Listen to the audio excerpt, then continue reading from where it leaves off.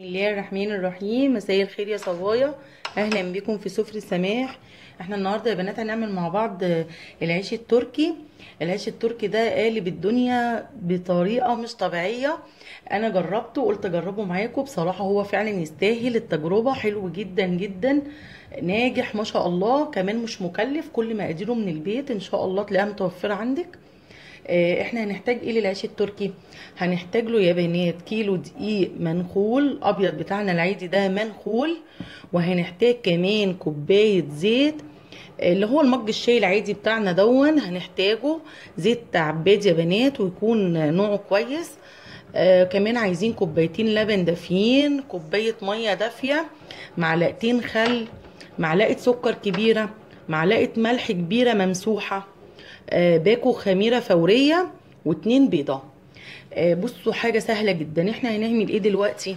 احنا هنجيب كده بوله وهناخد كل الحاجات، هناخد الخميره وكمان معلقه السكر الكبيره، وكمان هنحط اللبن، كوبايتين اللبن الدافيين يا بنات، ضروري يكون دافي كده، وهناخد نص كوبايه الميه وهنسيب النص التاني لو احتاجناها اهو، هنسيبها جنبنا هنا، وهنقلب دول وهنسيبهم مع بعض. دوبنا الحاجات دي مع بعض يا بنات، هنركنها بقى دلوقتي شويه على ما نعمل بقيه المكونات في الدقيق. هنركن دي شويه كده تخمر مع بعضها. هنجيب يا بنات الدقيق وهنجيب الزيت وهنفضيه على الدقيق كده وهنقلبه كله في بعضه. خلي الدقيق يتجانس كده مع الزيت كويس كده.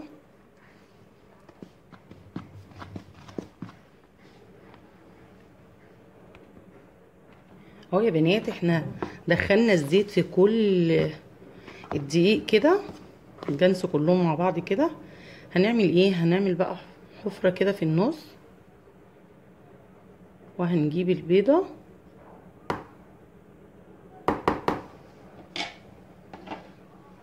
هننزل بيضة بيضة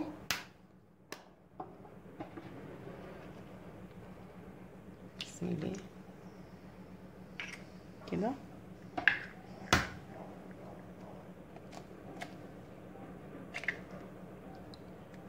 كده. طبعا انتي متأكدة ان البيض بتاعك كويس وسليم.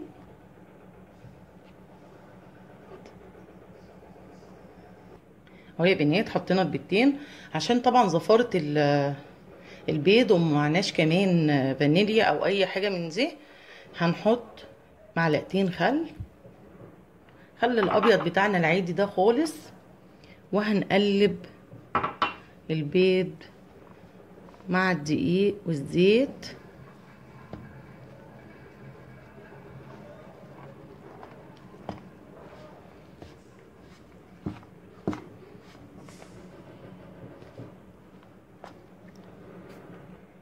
احنا قلبنا يا بنات، طبعا احنا ما حطيناش الملح ولا بقيت نص كوبايه الميه الدافيه معانا. بصوا بقى، انا جبت الخليط اللي احنا عملناه باللبن والخميره والسكر والميه.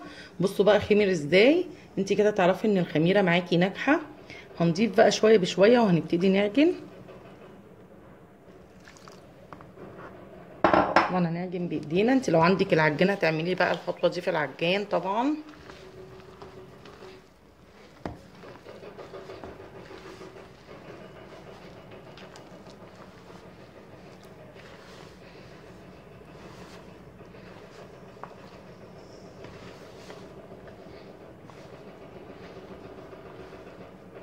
هنعجن كويس، نديها شويه بشويه. بصوا يا بنات، احنا كده ممكن نحتاج شويه كمان، هو لسه مخلصش اللبن اهو. بس في المرحله دي بقى هنحط الملح وهنعجن شويه حلوين قوي. احنا هنحتاج شويه كمان، احنا عايزينها عطره من كده.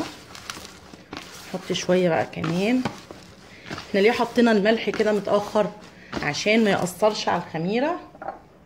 نحط بقى شويه كده من اللبن تاني صغيرين. بصوا انت ممكن ما تاخديش الكميه كلها وممكن تاخديها ونحتاج من الميه، ده على حسب نوع الدقيق اللي عندك. فعشان كده دايما خليكي حريصه في موضوع حط السائل ده لحد ما تجيبي النتيجه اللي انت عايزاها، بالراحه كده واحده واحده مع العجينه لحد ما هنجيب النتيجه ان شاء الله اللي احنا عايزينها. بصوا يا بنات كده، بس احنا لسه ما خلصناش عجن. بصوا هي ما خدتهمش شويه دول بس، فاحنا زي ما اتفقنا الرخامه بتاعتنا على طول نضيفه عشان هنعجنها بقى لحد التلزيقه دي ما تروح. اهو يا بنات احنا لمينا العجينه. بصوا اللي كانت بتلزق ما بقتش خالص اهي. انت ما تخافيش من التلزيقه دي، انت لما تعمليها كده على الرخامه مع العجن هتروح التلزيقه خالص. بس التلزيقه دي بتبقى حلوه عشان يطلع لنا بصوا العجينه سوفت كده وطريه ويطلع هش وجميل كده. خلاص تمام قوي. احنا بقى هنحطها في الطبق اللي احنا كنا عاجنين فيه ده، هندهنه زيت وهنحطها. ما شاء الله بصوا لونها اتغير وقوامها كمان ومبقتش بتلزق ولا اي حاجه اهو. هو ده المطلوب. هنجيب بقى الطبق اللي كنا بنعجن فيه ده، هندهنه زيت وهنحط عجينتنا فيه كده وهنغطيها بورق الاسترتش او فوطه نظيفه او شنطه نظيفه وهنسيبها تتخمر ساعتين. يا بنات غطيناها بورق الاسترتش اهو، بس غطيها كويس يعني كده تكوني متاكده ان هو مقفول من كل ناحيه. وهنحطها بقى في حته دافيه كده وضلمه علشان تخمر. هنقعد ساعتين وبعد الساعتين نكمل وصفتنا. ده يا بنات بقى الحشوه اللي هنحشي بيها العيش. جبنه رومي، جبنه موتزاريلا، جبنه شيدر، جبنه بيضه، جبنه قريش، اي نوع جبنه عندك. انا هحشيها النهارده برومي وموتزاريلا. كمان للوش هنحتاج ايه؟ هنحتاج عسل اسود ومعلقه دقيق، وهنحتاج سمسم 200 جرام سمسم. هنحتاج كميه سمسم كويسه. العسل هنفكه بشويه ميه. هنجيب دلوقتي حاجه غويطه نحط فيها السمسم وحاجه نحط فيها العسل ونبتدي نجيب عجينتنا ونشتغل تاني فيها. جبنه طواجن هاتي حاجات واسعه كده علشان ما تتعبيش وانتي بتعملي العجينه فيها، تبقى براحتك يعني. ده السمسم 200 جرام سمسم هنحطهم هنا كده. وهنجيب العسل اللي معانا هنفضيه هنا كله. دول يا بنات 6 معالق كبار عسل اسود. هناخد عليهم حوالي 4 معالق او برضو 6 معالق ميه نفكهم بس كده. 5 6. وهناخد معاهم معلقه دقيق علشان الدقيق يخلي السمسم يمسك عليه. معلقه دقيق كده بس كده وهنقلب الكلام ده كله كده مع بعض.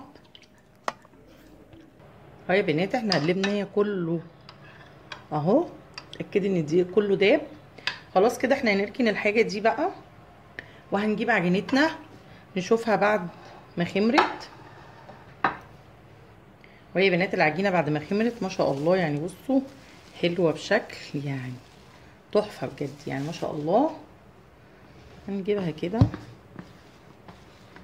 طبعا الرخامه بتاعتنا زي ما قلنا نضيفه.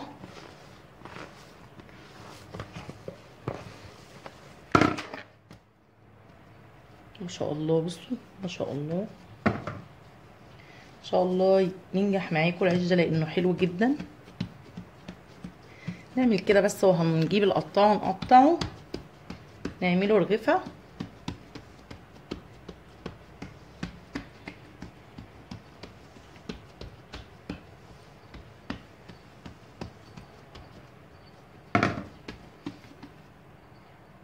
اهو يا بنات احنا فردناه كله سمك واحد اهو.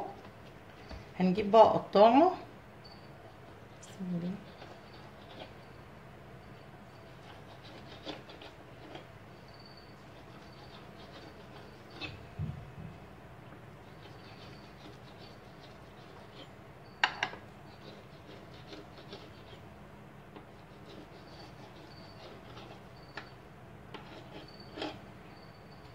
هنمسك واحده واحده بقى نعملها كده رغيف كده، وهنجيب صينيه. شايفين بقى العجينه على فكره ما شاء الله حلوه جدا. هنجيب صينيه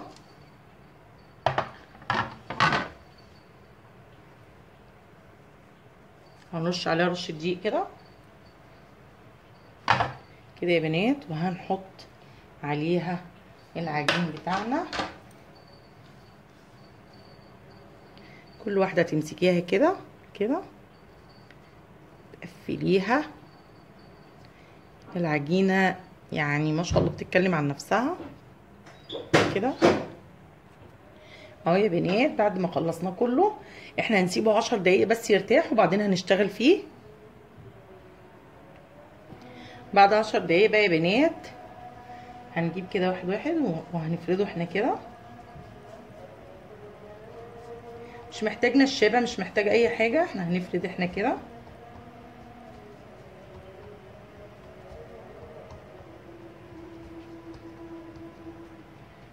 نعمل بس على نطول شويه كده بس كده.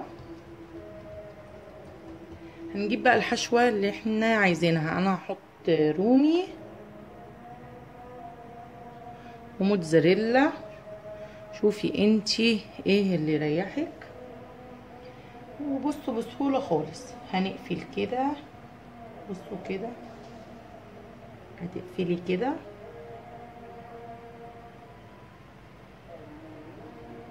بس اقفلي كويس عشان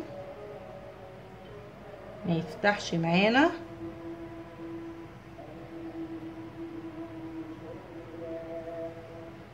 كده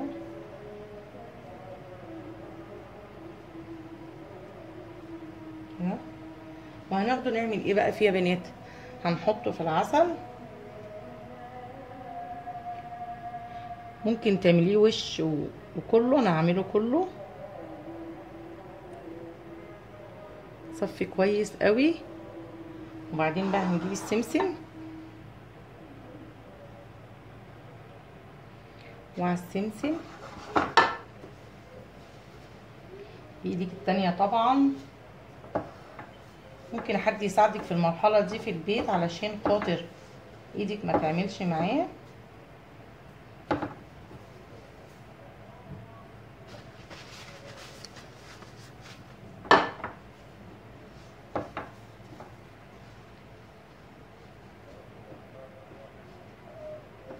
هنجيب بقى صاج عليه ورق زبدة وهنحطه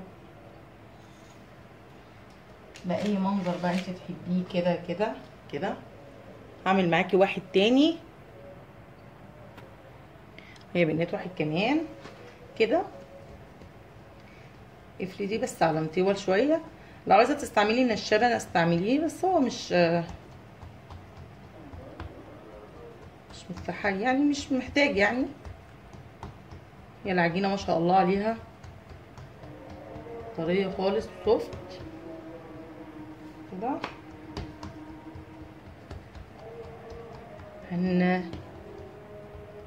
هنجيب بقى الجبنه زي ما قلت لك، رومي وموتزاريلا.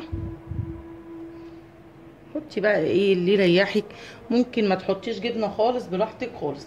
بس هو كده في تركيا، عشان كده احنا ايه بنعمله كده يا بنات. اضغطي كويس وانتي بتقفلي عشان الجبنه ما تخرجش منك كده. تعيدي تاني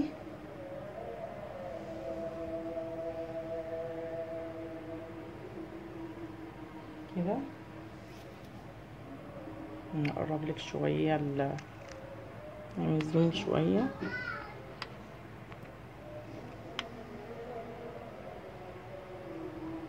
بالمنظر ده.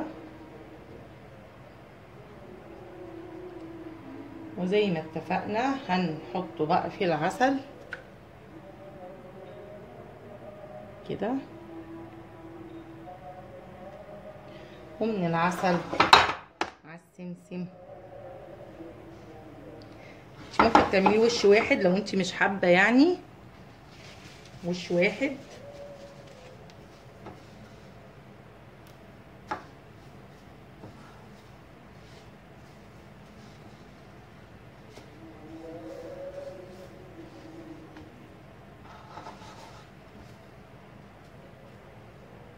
المنظر ده يا بنات، بصوا شكله. هنجيب بقى الصاج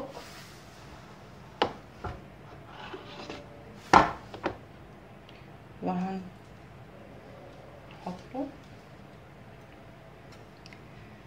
انا هكمل الكمية بقى وهوريكي.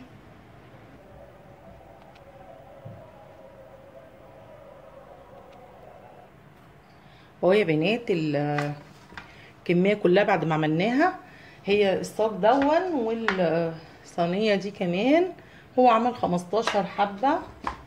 احنا دلوقتي هنعمل ايه؟ انا بجيب موز زي ده كده، هو بيتباع في الصيدليه. بصوا بيبقى مغلف كده عشان بيقطع العجينه حلو، وممكن انت بالسكينه عادي خالص. وهنعمل بس كده ايه، شورك كده.